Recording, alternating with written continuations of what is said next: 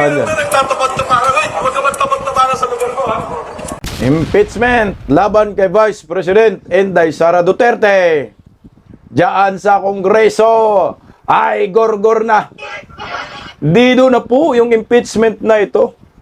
Hindi umubra ang kapangyarihan ni Sandro Marcos na budlat ang mata.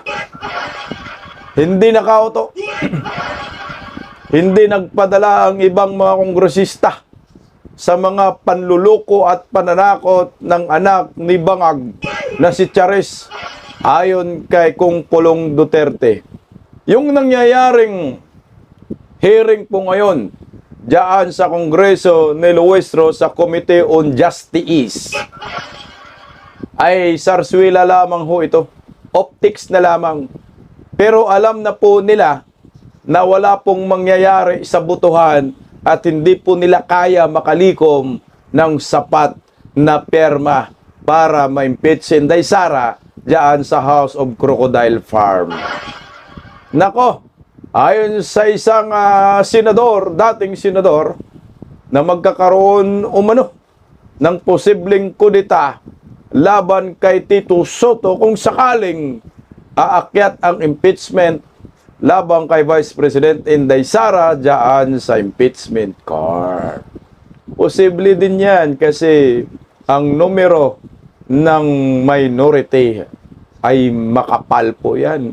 Hindi po biro yan.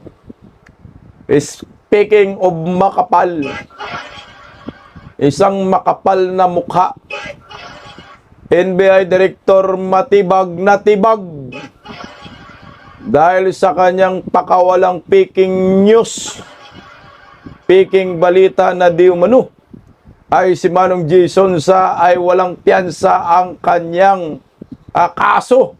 Pero ngayon, pinayagan na pong makapagpiyansa si Manong Jason sa ng Pasay Regional Trial Court. Binawi po ang piki. Ang piking warrant of arrest. Ang piki ho yun kasi hindi naman totoong non-billable. O, anak ng kagwang, kayo dapat yung makasuhan mga hinayupa kayo. Magandang tanghali po sa ating lahat. Lunes na Lunes. Masarap pagbanatan sa social media. Palike po muna, pa-share, pa-subscribe. At pakipindot po ang inyong mga notification bell para lagi po kayong updated sa ating mga video. Bisdak Historiador, pangalawang YouTube channel natin, pa-subscribe po. Agad-agad, pag-usapan agad natin itong impeachment laban kay Vice President Inday Sara Duterte. Kamakailan po, naiulat po na si Sandro Marcos ay nag-double time, no? Laban po kay Vice President Inday Sara sa impeachment po. Pero, meron din pong lumabas na balita na nagsiatrasan ang mga kongresista na magiging author, no, tungkol po dito sa impeachment labang kay Vice President Inday Sara Duterte. So nga nito yung pinakamatindi dahil yung isang kongresista na galit kay Vice President Inday Sara, makakaliwang grupo, inamin din nila na talagang mirong umaatras. Pero sabi nila, makalikom daw sila ng 106. Eh kung may umatras, malabo na po na makalikom ng 106 na buto para ma-impeach si Inday Sara. Eh, isang dosina daw eh. Isang dosina, tapos yung NUP, 50 plus. Mukhang malabo nga, no? So, posible ang impeachment laban kay Vice President Inday Sara ay didbol na sa Mayo 11. Pero pakinggan po muna natin ang balitang ito patungkol po dyan. Narito. Nagkakabawian na umano ng pangalan sa draft report na sumusuporta sa impeachment laban kay VP Sara. Pero ayon sa minorya, matibay ang basihan ng mga kaso laban sa pangalawang Pangulo. Yan ang Agenda Weekend Report ni Joel Manalo. Kumpiyansa ang ilang mambabatas na lulusot sa Kamara ang ulat ng House Committee on Justice patungkol sa impeachment ni Vice President Sara Duterte. Sa kabila ito ng mga balitang may mga kongresista umanong nagdadalawang isip na suportahan ito. Ayon kay ACT Teachers Portal List Representative Antonio Tinio, isa sa mga nagsusulong ng impeachment ni VP Sara, patunay ang unanimous vote ng House Committee on Justice na mayroong probable cause o sapat na batayan ng impeachment para lumusot ito sa plenaryo. Ako, I'm very confident na makakakuha ng mahigit pa doon sa one-third na kailangan. 106 votes yung one-third na kailangan para ma-impeach yung Vice President. I am sure we will get more than that. Pero ayon sa ulat ng politiko, may mga kongresista na raw na bumabawi ng kanilang pangalan bilang author ng draft resolution na ihahain ng Justice Committee sa plenaryo dahil sa umano'y pangamba ng mga ito na mabatikos, bagay na naipunto rin ni Tinio. Sa kabila nito, tiwala ang kongresista na mas matimbang ang lakas ng ebidensya para suportahan ang magiging articles of impeachment laban sa bise. So, pwedeng may mga matras no, sa pag-author, lalo na alam natin yung mga taga Mindanao, nag-worry sila dahil sa patuloy na mataas na ratings ng Vice Presidente. Nakafocus dun sa mga may malinaw na batayan, di ba? At natalakay ito ng mabuti sa nakaraang mga hearing ng Committee on Justice. So, I think yung aprobahang resolution at articles of impeachment ay magiging matibay na dokumento na ipagdadala sa Senado. Tingnan mo, pati si Tinio, aminado siya na may nagsiatrasan at natatakot dahil sa patuloy na paglakas ni Vice President Inday Sara Duterte. Yan ang maliwanag dyan. Talagang malakas si Inday Sara, palakas ng palakas. Alam niyo po ba Tinio kung sino nagpapalakas kay Inday Sara? Kayo din dyan. Sa Committee on Justice, hindi yan kasalanan ni Vice President Inday Sara Duterte. Sabi ko nga kung ikaw kongresista, lalo na taga Mindanao, maglakas kaya kayo ng loob na pumirma, lalo na po ngayon, dyan sa plenaryo, public voting po yan. Makikita po yan ng taong bayan na kung sino po yung bumoto na ma-impeach si Vice President Inday Sara at sino po yung nag-no. So malalaman agad ng publiko pagkatapos riyan ng botohan, kahit ma-impeach man si Inday Sara dyan sa Kongreso or not, talagang mabugbog po kayo sa social media. Babatikusin po kayo, pati sa inyong mga distrito, baka hindi na po kayo makatingin sa mga mata ng mga butante dyan, sa mga constituent ninyo, malabo na ho. At kamumuhian kayong mga kongresista. Siguro kung handa na po kayo na kamuhian at handa na po kayo ilaglag ng mga butante dyan sa inyong mga distrito, pwede kayong pipirma. Ang pipili ka lang naman dyan malitagang o no to malitagang. Diyan ka lang mamimili. Kung gusto mo magmalitagang ka, asasali ka dito kay Tinio. At saka sabi ni Tinio doon sa Committee on Justice daw, ay unanimous daw yung boto. Anak ng kagwang, paano hindi magiging unanimous? Yung Committee on Justice, mga miyembro dyan, mga makakaliwang grupo, kayo. Mga dilawan, pinklawan, kayo. Yan ang maliwanag, yan kaya magiging unanimous. Ano po ang aasahan ng maraming Pilipino? Kayo ba? Magkakaroon ba kayo ng impartiality? Magiging patas ba kayo dyan sa Committee on Justice? Hindi kayo magiging patas. Kayo nga complainant di ba kayo po yung sponsor ng impeachment laban kay Inday Sara? So ngayon, kayo rin ang bumoto, kayo rin ang naghiring-hiring, tanginang sarswela na yan. So malabo talaga. So tinitingnan natin dito, sa aking palagay pa lang, marami pong aatras talaga. Kasi nakikita naman nila yan hindi umubra Hindi nadurog si Inday Sara. Ano pong gagawin natin? Kami? Magpakabayani kami dyan?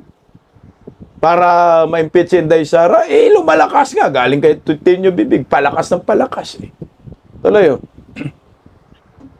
Nanindigan din si Kabataan Party List Representative Rene Co na isa rin sa mga miyembro ng komite na walang dahilan para hindi lumusot sa plenaryo ang magiging articles of impeachment laban kay VP Sara.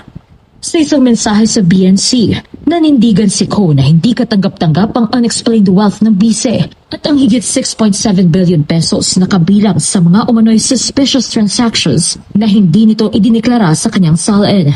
Ngayong Lunes, inaasahang aaprubahan ng Justice Committee ang kanilang ulat na siyang magtatakda ng articles of impeachment laban kay VP Sara. Sa oras na maaprubahan ito ng komite, isasama na ito sa order of business ng Kamara para maisalang sa deliberasyon sa plenaryo. Rene Kulot. Tama-tama talaga yung animal na apelido. Rene Kulot. 6.7 billion unexplained wealth. Ang buba. Ba't ba mga bubo at mga buba yung mga kaliwang grupo? Ang iba nito galing sa UP, nag-aral scholar ng bayan, pero ang bububo, ang bububa. Bakit nagiging ubob ang mga to? Dahil nga, yung kanilang ipinaglalaban na ideolohiya ay pinapairal nila na wala namang magandang idinidulot sa sarili nila at sa maraming Pilipino. Huwag niyo pong dayain sarili ninyo. Putang na, 6.7 billion. Di umano. Bank transactions nga Bank transactions. Inflows, outflows. Di niyo alam yan? Alam mo, ang hirap magpaliwanag sa mga to no? Itong mga tanga na ito, mga kongresista. Sayang lang ang bayad natin sa mga yan, mga makakaliwang grupo. Pinapasahuran natin silang mga hinayupak sila para sa kanilang mga operasyon diyan sa kabundukan ng Tralala. Nilalamok ng mga animal Pag pinuruhan ng militar, pag sinasabing corn beef, ayan, nagagalit. Hindi daw sila corn beef. Ano kayo? Diplop. Ito yung mahirap sa ating mga Pilipino. Alam naman natin tong mga to, mga salot. Bakit pa binuboto pa tong mga animal na ito? Sayang ang tax ng bayan. Paano po makausad yan? Yung mga dilawan, hindi naman nagkakaisa.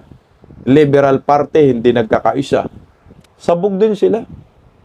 So, yung sabi nila na maraming makapirma na mga kongresista para ma-impeach si Inday Sara, malabo po yung 106 na yan para sa akin. Dadaan sa butas ng karayom. Iba na po kasi ang sitwasyon ngayon Wala naman silang budget na, inuubos na nila sa pangungurakot. Paglilibas ng kaba ng bayan, mukhang naglaylo na rin sila kasi nabisto na. So walang pambusal sa mga buhaya. Kahit ako taga Mindanao, hindi ho talaga ako susuporta dyan. Kahit galit ako sa mga Duterte. Tingnan mo naman yung mga constituent ko sa Visayas. Putang ina, solid Duterte. Magaya po ito, tingnan mo ha. Kung yung isang kongresista sa Caloocan, sa Luzon, ay hindi susuporta sa impeachment laban kay Vice President Inday Sara, hindi rin naman siya puro Duterte. Paano pa kaya kayo, mga taga Mindanao? Kapal na mukha ninyo, mga taga Mindanao na kongresista. Ditalo kayo ng isang kongresistang ito. Pakinggan natin, may prinsipyo din Isang kongresista nagsabing hindi raw sasali sa botohan ng impeachment sa plenaryo. Nakatutok si Jonathan Andan. House Representative Edgar Erice nagsabing hindi sasali sa botohan ng impeachment. Hindi ko sinasabi na walang pagkukulang o pagkakamali si VP Sara, pero sa tingin ko, ayoko maging parte nitong moro-moro na ito na labanan ng mga dinastiya at hindi naman talaga ito sa pagsusulong ng accountability, hindi naman ito sa pagsusulong ng governance. Sabi ni Erice, personal na desisyon niya ang hindi pagsali sa botohan ng impeachment at hindi ito desisyon ng kinabibilangang Liberal Party. I-moving ko sila na huwag kaming sumama sa Marcos, huwag kaming sumama sa Duterte, maglagay kami ng kandidato namin. Noong April 29, 53 kongresista ang bumoto para sabihing may probable cause para ma-impeach si Duterte. Sabi ni Erice, marahil may dilema ngayon sa mga kongresista kung paano boboto sa impeachment. Tinatansya yan ng mga nakaupong congressman. Ano ba mas makakabuti sa akin? Self-interest over national interest. For example, yung mga nasa Mindanao, siyempre, apektado sila nung backlash. Backlash mo lang, talagang durog kayo lahat, no? Dudurogin talaga kayong lahat ng mga Duterte supporters, mga DDS vloggers, lalo na po yung ibang mga taga Mindanao dyan. Ang laki po ng utang na loob ninyo sa mga Duterte. Kaya gamitin nyo po yung mga utak ninyo. Huwag po kayo maniwala dyan sa sinabi ni Sandro. Natanggalan kayo ng budget. Sige, subiit. Tanggalan nyo na. Tama yung term na ginamit ni Erase. Pasintabi sa mga kapatid nating mga Muslim. Muro-muro lang to. Sarswila optics lang po ito. Pang personal interest to, hindi po ito for accountability. Kasi kung accountability po ang pinag-uusapan, dapat si Bongbong Marcos yung maunang ma-impeach. Bakit? Trilyon-trilyon po yung hinahanap natin dito sa Marcos admin. Flood control, anak ng kagwang, nagsikantahan na nga ho sila, silang tatlo. Bongbong Marcos, Saldico, Romualdez, laglaga na nga po eh. Ito dapat yung habulin natin. Kung accountability ang purpose po ng mga buhayang ito, hindi nga eh. Ito ay pang personal lang ng mga loyalista nga. Mga bobonista, ng mga kongresista, mga kaliwang grupo. Eh, pampe-personal lang. Ako, agree man ako dun kay Erase. Putangin ako, kayo mga dilawan kayo, manindigan kayong mga dilawan kayo. Ano ba ang mga dilawan? Sa pagkakilala namin, yung mga dilawan, galit sa mga pulawan. Oh, mga Marcos. So, galit ang mga dilawan dyan sa mga Marcos. Yung mga Aquino, mga tuta ng Aquino, galit sa mga tuta ng mga Marcos. Di ba kayo magkaaway?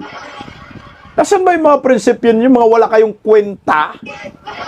Kumakapit lang kayo sa malitang mga hinayupa kayo. Kaya okay rin si Erase. No? Pagdating sa prinsipyuhan, hindi man natin yung kakampi si Erase, talagang ayaw din niya mag-Duterte kasi nanindigan sila. Liberal Party tayo eh. Gumawa tayo ng sarili natin. Huwag tayo sumakay dito sa pautot ng mga komunista nga, lalo na yung nakatabingi ang panga, na yung amo din niya, nakatabingi rin yung panga. Ayan tayo eh. Walang mga prinsipyo, walang mga bayag. Kaya ako sa akin dito pa lang, duda na ho ako na merong 106 na nahanap si Sandro Marcos. Yung for letter release, gagamitin, malabong-malabo na yan. Kasi tingnan mo ilan yun? Ilan daw yung bumoto? 56. Doon sa, para magkaroon ng probable cause, 56. So minus po ng 12. Diyan pa lang sa nila, sa Committee on Justice, bawas na po yung bilang nila. Diyan pa lang. 56 minus 12. 44 na lang. Tama nga ho yung nakita nating nakaraan, pinapakita natin na ito yung mga pumerma. Ganun lang, 44. Putsang ina. Ilan ba ang hinahanap ninyo? 106. So wag nang mangarap. Did ng impeachment ni Lohistro. Magbayad na kayo ng utang kay Inday Sara. Kaya ito naman po ay meron pong usapin patungkol diyan sa Senado, no?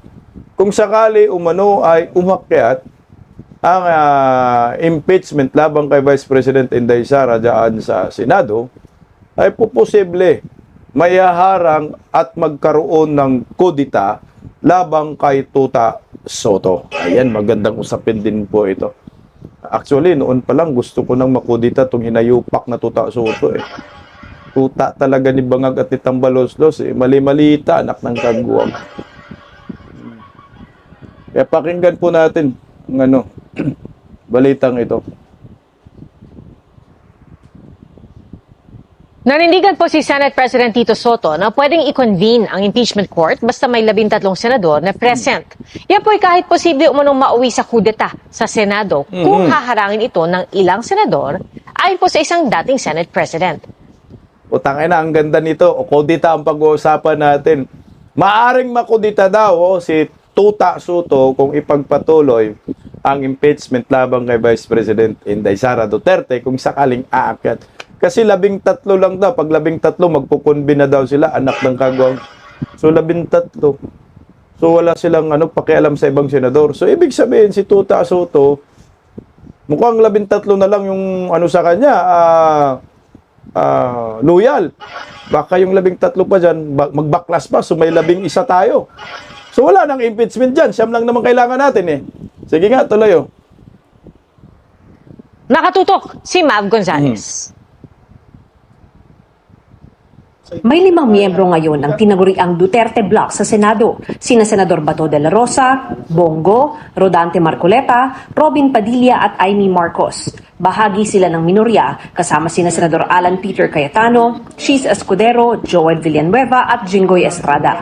Sabi ni dating Senate President Coco Pimentel, posibleng mauwi sa kudita kung gusto harangin ng ilang senador ang impeachment ni Vice President Sara Duterte. Sabi kasi ni Senate President Tito Soto, oras na matransmit sa Senado ang articles of impeachment, kaagad niyang i-convene ang impeachment court. Ang opinion niya, kailangan mag-trial. So, hindi siya papayag na hindi mag-trial.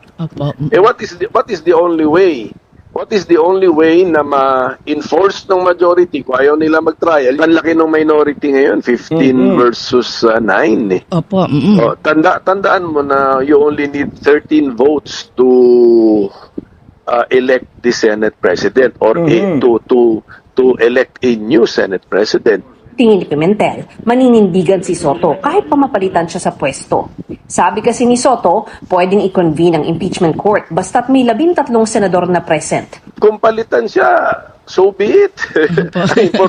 ang importante yung lugar niya sa history, sa kasaysayan na mapakita niya sa mga apo niya siguro na tama yung paninindigan niya kahit na ang kapalit losing the position. Tingin ni Soto, walang mahabang debate kung magkaroon ng trial sakaling umakyat sa Senado ang articles of impeachment laban kay Duterte. Kung matuloy, gusto ni Soto ng pre-trial para maayos at mabilis ang proseso at wala ng sorpresa. Tingin niya sa huling linggo ng Hunyo ang pinakamatagal na pagsisimula ng impeachment trial, basta't walang magde-delay. Para makonvict at matanggal sa pwesto ang bise, kailangan ng 2/3 na boto mula sa lahat ng miyembro ng Senado na tatayong senator judge. Dahil may 24 na senador ngayong 20th Congress, kailangan ng 16 na boto para sa conviction. Kinukunan din namin ng pahayag si Cayetano pero wala pa siyang tugon. Si De La Rosa na tatayo ring senator judge, wala pa rin pasabi kung papasok na siya. Pota, no, mahirapan talaga sila dyan sa Kongreso. Ito rin naman si Coco Pimentel, tangina, wala ram kwentang senador na ito. Naging senador dahil sa mga Duterte din tong mga to eh. Pero maganda po usapin yung yung kudita, no? At saka yung bilang ng Senado diyan. Kasi ang Senado 24 lang ho 'yan. Ang kailangan po na boto ng mga gustong ma-impeach si Inday Sara ay kailangan 16 votes. Tayo naman, ang kailangan natin ay 9. Pag may 9 tayo, hindi na po ma-impeach itong si Vice President Inday Sara Duterte. Pero meron na nga ho tayong 9. Ina mo. Dito muna tayo sa bilangan, no? Patungkol sa para mapigilan ang pagka-impeach ni Inday Sara. May 9 na tayo na numero. Oh. Bato, Bongo, Robin Padilla, Amy Marcos, Marcolita. Ayan. 5 na agad yan. Jinggoy Estrada. Tama ba? Ulitin nga natin, anak ng kamote. Ulit. Yung sa mga solid Duterte lang muna, no? Si Senator Bato, si Robin Padilla, si Kuya Bongo, Marcolita, si Amy Marcos. Ito yung solid, no? 5. Sabi daw, solid si Amy eh. Malaking bagay din, may bilang din yan, hinayopak eh. Kahit budol-budol, si manggagamit. 5. Alan Peter Cayetano, 6. Joel Villanueva, 7. Jinggoy Estrada, 8. Sino yung Sino po yung pang-siyam? Kaya sabi, siyam yung minority. Jinggoy Estrada, Alan Peter Cayetano, Joel Villanueva, Chis Escudero. Okay. So may siyam na talaga tayo. So malabo nang ma-impeach si Vice President Inday Sara. Ang pinag-usapan lang natin yung minority. So yung minority, malabo po talaga yan na boboto na ma-impeach si Vice President Inday Sara. So dito pa lang, deadball na. Deadball na ho itong impeachment. Kung sakaling aakyat sa Senado, pero malabo nga pong umakyat yan kasi takot din yung mga buaya. So dito naman tayo sa kudita. Sabi ni Coco Pimentel, kailangan daw ng 13 para mapalitan si Tuta Soto. Patay ka Tuta Soto. So may siyam na ang minority. Siyam. So ang kulang na lang siyam, 19, 11, 12, 13. So 4 na lang na pwedeng mahikayat na bumaliktad, palitan natin itong si Tuta Soto. So yung isang posibleng babaliktad at papalitan si Tuta Soto na ayaw din ng impeachment dahil naranasan po nila yan sa kanilang pamilya ay si JV Ercito kay Jinggoy kapatid. So isa yun. At yung isa naman na po pwedeng babaliktad din nakasama sa pag-launch ng Tapang at Malasakit sa Taguig si Pia Cayetano. Yan, kay Alan Peter, kapatid. So, dalawa na. So, dalawa na lang ang kulang para kailangan natin mapalitan si Tuta Soto. Yung dalawang bilyar. Yung magkapatid na bilyar. Oh. 14 na. Meron isa dyan, Committee de Silencio, na kung saan ang karamihan ay doon siya pupunta. Sino? Si Pinuno. Di ba Pinuno? So 15 na. So palit talaga. Teka lang, ulit tayo sa pagbibilang. Ulit tayo sa pagbibilang para mas maliwanag. Sinsya na, gusto kong malinaw yung bilangan natin. Diyan sa Senado, kung may sapat ba tayo na numero. Ilan ang minority? Robin Padilla, Bongo, Senator Bato, Marcolita, Amy Marcos, Alan Peter Cayetano, Joel Villanueva, Jinggoy Estrada, Chis Escudero. Siyam nga yung minority. So pwede makakuha tayo ng 15. Kasi 13 nga lang kung kailangan eh. Si Tuta Soto, masipa talaga yan. So yung pangarap ng mga hinayupak na mga kongresista dyan sa kongreso, mga kaliwang grupo, na ma-impeach si Vice President Inday Sara, malabong-malabo. Kaya magkahiyaan na. Tibag na kung tibag. Di ba matibag? Kahit anong gagawin nila, ang Vice Presidente Inday Sara ay malabo po talagang ma-impeach. Kahit naman babraso sila sa mga supporters, kagaya ni Manong Gisonsa, di ba? Pinapakulong. Pero yung hinayupak na warrant, palyado, no? Kagaya yung isang mayor doon sa Benguet, Ifugao ba yun? Sa Ifugao? Na inimbita niya si Vice President Inday Sara at pumunta si Inday Sara. Anak ng kagwang, may bayag yun. Taga-norte yun. Pero magugulat ka eh. Ginago na pala ngayon ng gobyernong Marcos na kahit ginago siya, ay naninindigan pa rin siya ng suporta kay Vice President Inday Sara. Na ito rin ay pwedeng makikita ng mga kongresista. Tingnan mo, yung mayor ng saang lugar yun, Lamot, Ifugao, kahit ginipit yung pondo niya, wala, nanatili pa rin Duterte. So malakas si Inday Sara, paano na po tayo pag pumirma tayo ng impeachment laban kay Inday Sara? Di ba ho? Tingnan nyo, panoorin natin to bago si Manong Jason sa narito oh. Nawawa nga yung mayor pero nanindigan niya 80 million na pondo. Inalis ni Bongbong. Yes, namin. At totoo, yung sinabi ng mga kasama kong mayor na ayaw nilang imbitahin dahil talagang mawawalan sila ng tulong. Sa akin, nangyari na nga yung 80 million na pundo na pupunta sana.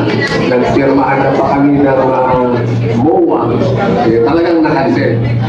Pero yun na nga ang sabi ko, may bayad po tayo. Hindi lang isa, kundi dalawa. Yes! Totoo lang, ako'y miyembro dati ng MRRD, ni Igo, noong 2016. Kasi mula 2014, naging mayor ako, nag-graduate noong 2022 at bumalik ngayon sa 2024. Kaya siyempre naman, dahil dati po tayo kay Igo, naniniwala po tayo na ang tunay na samahan, walang siwanan.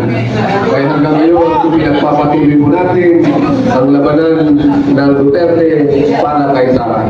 Kaya huwag po kayo magalala dito. Sa amin po sa banda sa Norte, hindi po kayo nag-iisa, marami po kayong kasama. Yes! So yun lamang po at maraming salamat sa pagpunla upang makadalo dito sa Masana Headquarters dito sa Manila. Salamat po. Ito yung kinakatakutan ng mga buhaya, no? Na kahit ginigipit ang mga supporters si Vice President Inday Sara ng mga Duterte, hindi pa rin natitinag. Kaya backlash talaga ang abutin ng mga to. Nakakahiya, no? Alam mo naman, tayong mga didis, di naman tayo papayag na hindi natin sila mabatikos. Talagang birahin natin to sa mga social media natin, itong mga buhayang pipirma laban kay Vice President Inday Sara. So yung mga pipirma diyan, yung mga markado ng kalaban ng mga Duterte, yan talaga yung pipirma. Pero yung ibang mga kongresista na mga tahimik lang, malabong pipirma diyan. Sinama na nga natin yung tropa ni Tambaloslos. Sinama nga natin yung tropa ni Bongbong Marcos, mga kaliwang grupo komunista. Pero hindi pa rin po nila kayang makakuha ng sapat na pirma to impeach Vice President Inday Sara Duterte. Sino lang naman yung mga ano na yan, yung mga galit kay Inday Sara? Mga kaliwa, komunista. May mga pinklawan, dilawan. Ilan lang naman yan. Pero yung karamihan mga kongresista dyan, tahimik lang naman. Hindi naman 106 ang maingay ngayon sa kongreso. Ilan lang, puto 50 nga lang, bawas pa sila, di ba? Kaya malabo. Kaya ang mga Duterte supporters, talagang ibabaklas kayong mga animal kayo. Na kahit takutin nyo kaming ipakulong. Kagaya po ito si Manong Jason sa. O ito, tibag si Matibag. Alam mo Matibag, no? Matagal ka ng tibag eh. Ang daming issue dito kay Matibag na lumalabas sa social media. Pero unahin po muna natin itong malaking pagkakamali nila. Kala ko ba abogado, no? Bago mo i-serve yung warrant mo, tiningnan mo muna kung tama yung nakalagay sa warrant. Kasi baka makapanggago ka, makasira ka ng tao. Nung unang video, sabi niya, statement niya, wala daw piyansa itong si Manong Jason sa. Pero ngayon, napaso ang animal, tibag siya dito. O narito, siya rin po mismo nagsalita na may piyansa pala. Tangingot nga eh. O ito, pakinggan natin. Nakakuha po kami ng bagong utos galing sa Regional Fair Court ng Pasay na dated May 2. Kahapon po yan na isinet po ang bail ni Jason sa for 10,000 pesos at bukas po ng alas 8 ng umaga idadalhin po ng NBI operatives po si Jason sa para ipresenta sa court. Katunayan po ito po after namin siyang arestuin agad po kaming nagbigay sa korte ng return of service ng warrant kaya po naman kaagad ding nagawa ang order ng court para po ibigyan siya ng bail na 10,000 pesos para po sa ipansamantalang mapalaya habang dinidinig po ang kaso ng RTC Pasay.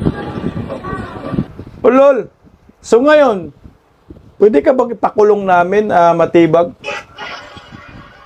Kasuhan ka na lang namin din eh. Kasi nung una, sinabi mo walang piyansa. So ngayon, ito, nag-utos ang korte, may piyansa pala 10,000 lang. Ang inumin itong hinayupak na Matibag na to, wala sa ayos, no? Mayabang pala talaga itong Matibag na to, no? Nung una, yung kontrobersya niya, yung, alam mo, yung kumain sila sa restaurant, binayaran nila 121,000 isang kainan, naglabas ng bultong-bultong pera. Siguro 1,000,000 yun, nilabas.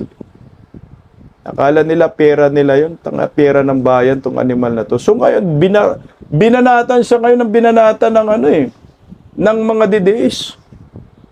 Sa social media, ang dami niya palang iskandalo. Ang sabi, animal ka naman, matibag. O tingnan mo, ang dami niya palang iskandalo sa social media ito. Yung meron tayong narinig na audio na hindi natin ipalabas, baka pupula yung channel natin, na nagbabanta talaga siyang may gurgurin niya yung isang reporter. No? Pero ngayon, yung mga reporter, nagkanda rapa na mag-interview dito kay Matibag. Dapat kayo mga reporter, kampihan nyo yung kapwa reporter na gusto niyang igurgor. Galit na galit siya, gusto niyang gurgurin yung reporter. Nagbanta nga ho. Ganyan kayabang tong Matibag na to. Pero meron akong isang video na ipalabas. Talagang wala na, tibag na si Matibag dito. Yung pangarap niya siguro magiging senador. Laglag ka na Matibag. Ang dumi mo. Ang yabang mong hinayupa ka. O tingnan mo itong video na ito. Kumakalat rin po ngayon sa social media. Alam ko luma ng video pero ito yung part, ito yung parte ng pagkatao ni Matibag na huwag tularan ng mga bata at maraming Pilipino. At nandyan ka sa NBI, anak ka ng kagwang, mayabang ka pala, si Raulo ka pala, dapat umalis ka dyan. Tingnan mo, oh. Murahan yan.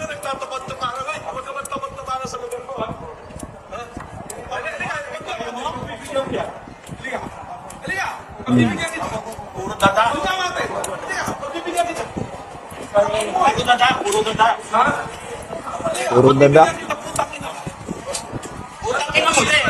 Utang ina mo din. Ano? Halika. Sige. Sama dada. Halika. Kilala kita po sa hinaga. Matulong panggap dito. Joke best to bakla ka. Sige bakla, sis kita. Sis! Tingnan mo, kiss daw. Oh. Bakla daw ano niya. Katalo niya. Alam mo, Matibag, hindi bagay sa yung magiging public servant ka. Dahil mayabang ka. Sayang ang tax ng bayan na ipapasahod at pinapasahod sa'yo. Hindi mo deserve yung posisyon na yan. Isa kang maruming politiko. Isa kang mayabang na politiko na akala mo ikaw ang nagmamay-ari ng sanlibutan animal ka. Ito yung mahirap sa mga kakampi ni Marcos, mga mayayabang, feeling sa kanila po ang Pilipinas. Hindi nyo pagmamay-ari ang Pilipinas.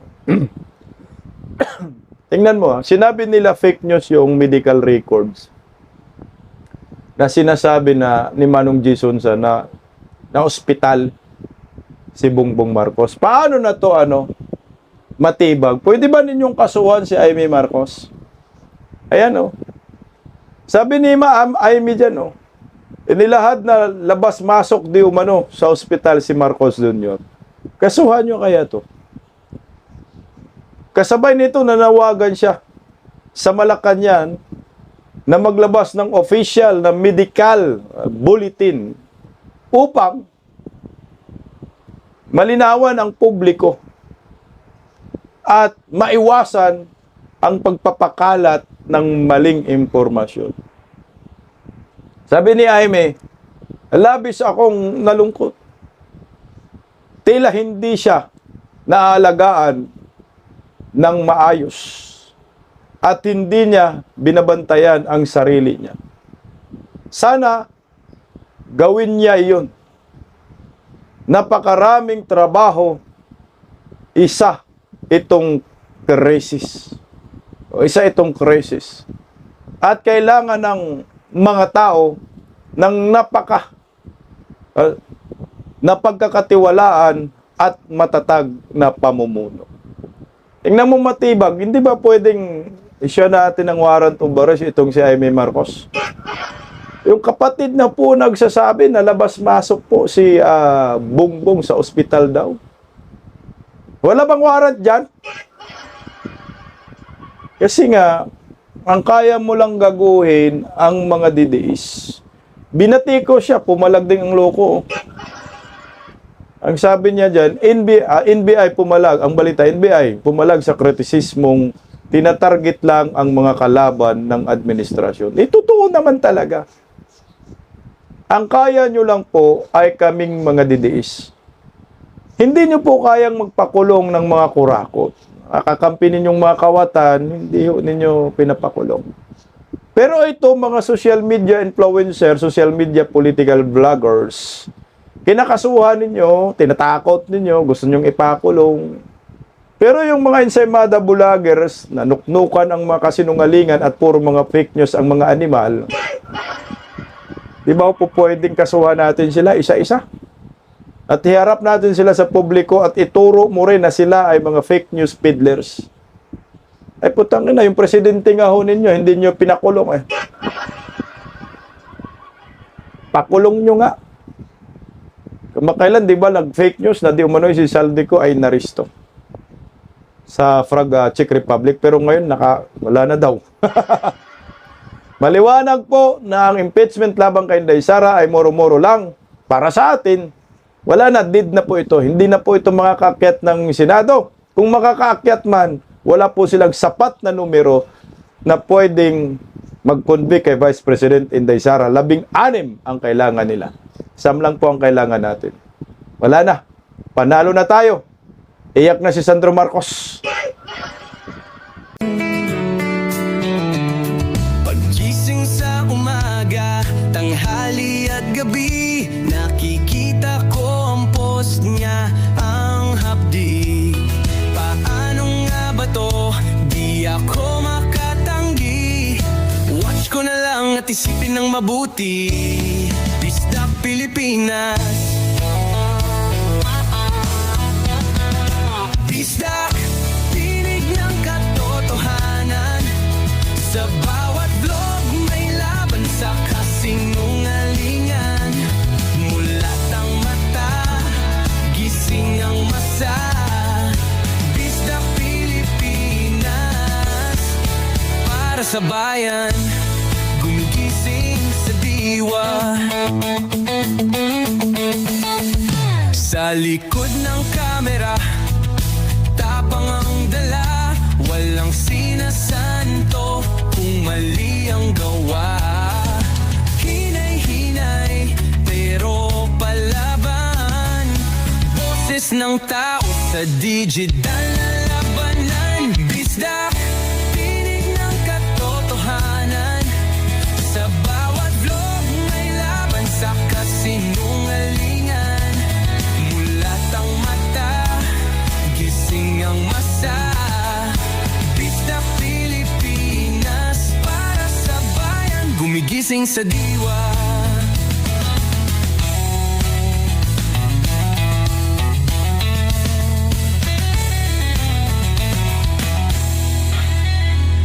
Hindi artista, hindi politiko, pero ang katotohanan, sigaw niya ay buo. Sa YouTube o Facebook man siya makita, may aral ka pa rin, may uwi sa bawat salita.